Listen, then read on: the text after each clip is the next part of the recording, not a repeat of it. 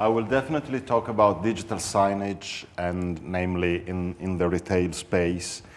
And especially 10 years after the digital signage hype, it is now time, I believe, to pose a question. Does digital signage still make sense? Because if we think, what is the balance sheet of one decade in digital signage? Did it fulfill the promise of being a multiplier of business, i.e., more screens equal more business, more sales? Or is it just vendors or system integrators propaganda? If we look at the impact of all digital signage installations everywhere, we may say, yes, digital signage has succeeded in making a new visual landscape in towns, in high streets, in stores, in shopping malls, in hospitals and airports everywhere. So we have more screens of all sizes, more contents designed for viewers, more businesses, more sales. But are we really sure that all those video walls and billboards really work as they promised? Because following our digital evolution, we as human beings have been improved our ability of filtering out what is out of what is not out of our visual pattern. We filter out everything or most of the visual experiences embedded within our visual patterns. So we need something out of a pattern to focus our attention. And digital signage is firmly within our visual experience, our pattern of attention. And many researchers have shown that such overabundance of visual stimuli is making us indifferent and more equipped to divert our attention somewhere else. So what are the biggest fake news spread by the digital signage propaganda systems? And I will highlight three of the main false prophecies. This is the first one, the end of retail. It's a false one, of course. Some prophets of digital retail told their gospels foreseeing the forthcoming extinction of traditional retail under the threat of m-commerce or e-commerce. And apparently there was room enough only for those striving exceptional integration of digital signage technology to offer stunning visual experiences of products, and also some immersive experiences and fun activities within the store. Actually, the truth is different, because people don't go to store to replicate offline their online experiences.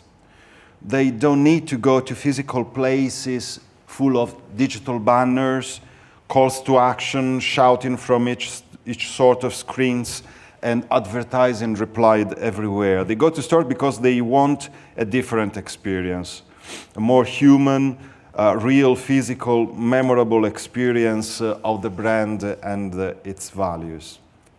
And I'm sure you all remember the movie, it wasn't as bad, Minority Report in the early 90s. Because this is the object of the second prophecy. The future of retail is something very similar to the Minority Report stereotype. So that movie depicted a close future in 10 years, where traditional brick and mortar stores were supposed to be already over, and the contemporary retail experience was closer to a 3D web page navigation than to a department store visit. And also the store personnel was already disappeared and replaced by artificial intelligence. So let's have a look. Good evening. You can move the old-fashioned way. Century 21 provides gourmet cuisine. John Anderton! You could use a Guinness right about now. Escape from it all. Stressed out, John Anderton? Get away, John Anderton. Forget your troubles. What's new, John Anderton?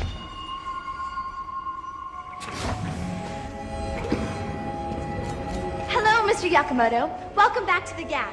How those assorted tank tops work out for you? It sounds funny now, but actually the Minority Report has shaped our imagination of the future of retail in a very distinctive way. So we have all those layers, huge transparent screens playing commercial, the environment fitted with all sensors and control cameras, face recognition technology, every kind of sensors for tracking presence, movement, demographics, biometrics, behavior.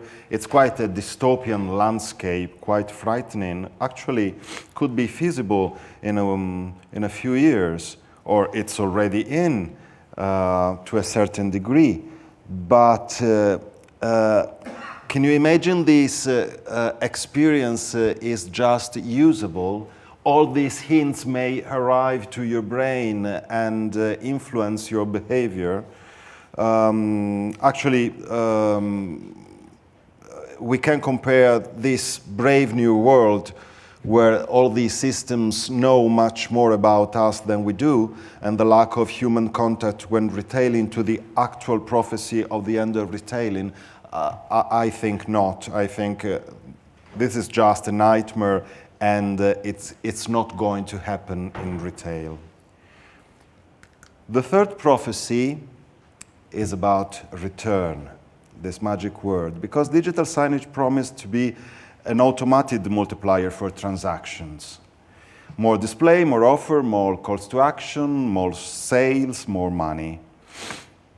You needed the digital signage because everybody will see your messages, and this will improve your sales by 40%, or why not 60%, 80%, and so on. And customers in this way were seen just as lemmings following the Pied Piper of Hamelin or of Wall Street, and were supposed to be magnetized like idiots in front of the screens, even when walking on a street or just spending time in a shopping malls or passing by in front of a store, and paying attention to all visual messages and obeying to all explicit or subliminal orders, and finally execute them up to the cash box. As we've seen before, as human beings, we are keener to filter out what has become normal and ordinary, even though it's huge and bright. When retailing, as well as when traveling or walking, we are much keener to pay attention to the small screen we have in our pockets, much more engaged in our conversation with our friends and listening to our playlist. So in doing something which had a very direct relationship with something personal. So even the third Roy prophecy was false, and it deserves this one. So talking about prophets and prophecies, I feel just a little bit like Charlton Heston in those movies about the Bible. And we need to talk about the capital sin, so irrelevance. Irrelevance is the capital sin of digital signage. And I allowed myself to take this picture from Hollister store in New York. This is a beautiful installation, was a reference point 7 years ago. Still like this after 7 years. And this drives me to pose another question, which regards the ownership of the digital signage project. When the owners are in the IT departments, for instance, they have certain drivers, which is the efficiency, which is the security of the framework, which is firewalls, and so on. When it's in the trade marketing department, for instance, they have another something else in mind, like cutting cost from printing material and saving them with just replicating posters on a digital surface. And when, and I think it is in this case, when it's in the end of the retail designers or the architect, they do beautiful maquettes and or 3D models. And like this one, where they mix this beautiful facade together with a small fountain, a small tank of water just at the entrance of the store, and this supposed to be live feed from a California beach. But it's always the same since 7 years. So if you don't think about how to feed contents, how to renew contents, how to create new visual experiences all the time, you are led to irrelevance. So what's the truth? If digital signage by itself is not the key solution to the current retail shift from simply transactional to the experiential, if it is necessary but not sufficient for creating stunning visual experiences, and if the visual element is not enough to create something memorable, what's the truth? I believe the truth is that digital signage cannot be simply a visual experience, because we cannot see anymore. We cannot see with our eyes anymore. Well, 25 centuries ago, Confucius said, we see and forget, we do and we learn. Now we could say we do and we remember. Because for creating some memorable experience, we need to elicit our bodies. We need to create some bodily experience, not only a visual experience. We, differently from our fathers or our ancestors, we see thousands of images every day. And we cannot retain the beauty or the effect or the intention or the meaning of many images in our memory unless it involves our body. This is why I believe that being interactive is what will lead to the pride of digital signage. I will show something I worked with in the past years. It was 5 years ago. We developed these media walls on the street in 11 stores in the world. This is in Munich.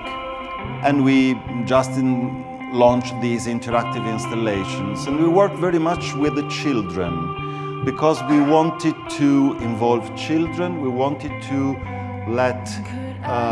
to see children playing. We wanted to see adults looking at children's play. And we wanted to have adults playing like children, because as the early age psychologist, British giant of early age psychology, Donald Winnicott said, just in playing, an adult find his or her true selves. So we wanted to create those platforms for letting people play and for also creating and enjoying a story like this one.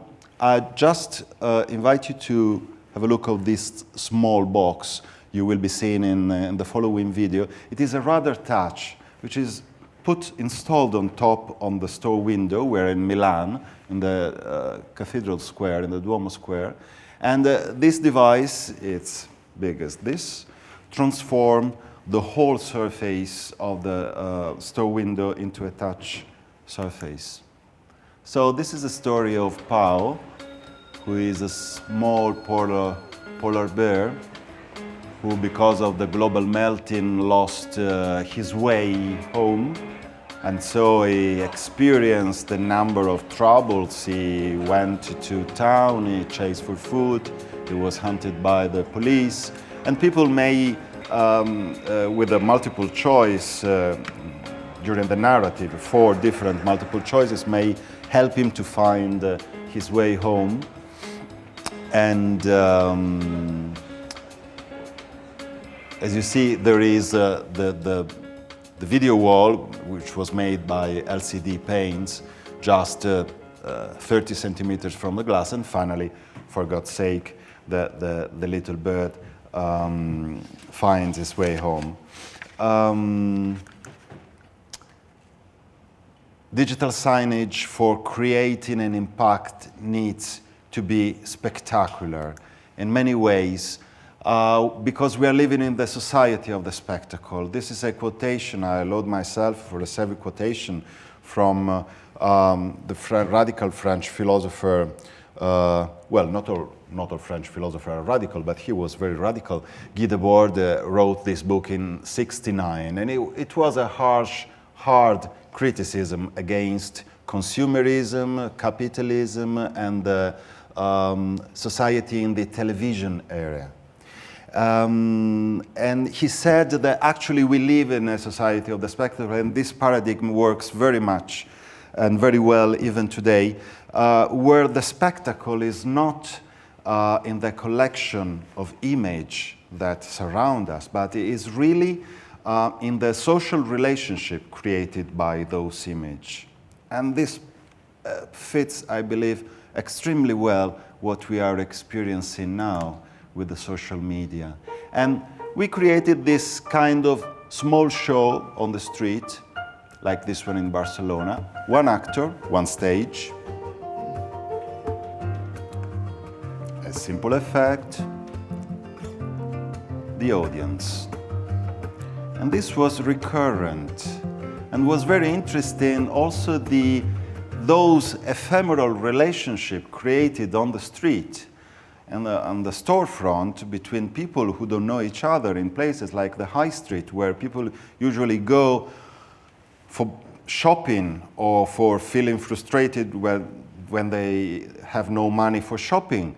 And creating these shows, these small shows like Street Artist and this good mood, letting always people also in this kind of experiences not wanted to look beautiful, but to look funny, and sharing this with the others, not only lower the social aggressiveness, because drives to a smile, but also as an impact, as a social impact that had been recognized. That all the time we had these kind of scenes where, well, the very spectacle is them, not really what was shown on the screens. And this is the materialization of the return of attention, and it's a subtraction of attention from the competitors and an addition of attention to the store. So I'm talking about a time, it was 2010 and 13, when I had the privilege of launching this experimental project for Benetton.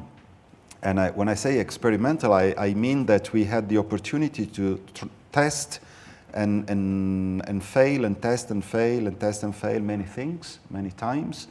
And this is something that it's quite rare in the retail environment, but we had this opportunity. So we had this problem, quite common, a very boring store layout, unable to gain any kind of attention by the passers-by. We tested a solution, we tested an application, very simple. Just move your body and your image will be reflected and splitted in the three fundamental colors. So this doesn't require any explanation, any instruction. You just enter this experience just by putting yourself in front of the screen. And you see here, there is a very cheap webcam just to capture your image. And this was the result. And it worked everywhere, all the time, with all cultures. We did it in Shanghai, in Munich, in Moscow, in Barcelona, in Milan, in Tianjin. And it worked the same way because it's very instinctual. It gives relevance to you, to your body. and it rewards you, giving you such a scale in the public space. So people were very happy to experience it, and of course, no instruction, no age barrier, no kind of trouble. Would you put some music, please? No kind of trouble in just entering the experience. We put this during a playlist of commercial contents, of non-commercial contents. We developed many non-commercial contents, especially with the United Nations. And digital natives do immediately how to do. And people were, you sometimes see elder people of my age or elder people just trying to take a picture of the effect, but of course it couldn't work. And you have these kind of scenes in groups of single people acting in such a silly way. And this was really part of the show. And it was also very rewarding. Spectacle is also something like this. I took these images not from the retail environment, but it's one recent application, one recent installation, and it's a very good reference also in a public space, such in a lobby, in a building. I mean, localizing this content and making it always different and creating applications for interacting with them, I thought it was very, very nice to show it. Very well done, very well conceived. As well as one of the most spectacular installations was this one of Primark in Madrid. They choose the former daily paper El País building, which had this theatrical look, structure, and they did maybe so far the largest ever transparent LED installation. So I'm not advocating Primark in any way. It's not a matter of the brand, but the installation is very well done, and the experience, the visual experience, is very effective and stunning, creating something that didn't exist at that moment and was designed exactly for this space. This is something that, if architects have done it, they did a very good job.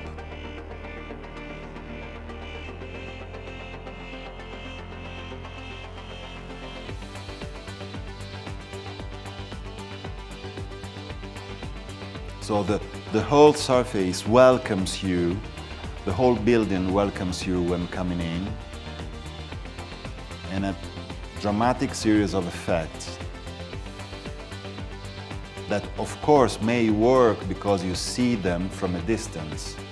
You couldn't allow this installation if you don't have such a huge volume, because the resolution for the transparent LED is very low, it's very bad, so it's very smart for them choosing and designing abstract shapes and not other images. And this is something I took from the last Retail Business Technology Expo here in London, and it was one major driver for the future, for the present of digital signage, which is the integration with the Internet of Things.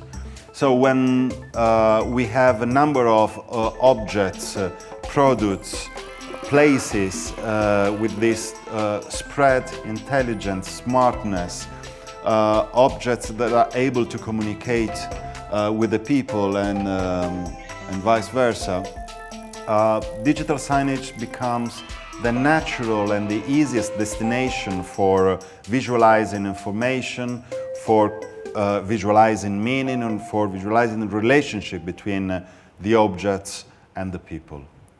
And my presentation is over. I believe much more in the pride than in the prejudices of digital signage. Actually, I think the future is quite bright, especially in a vision of smartness of the buildings and of the product. Thank you.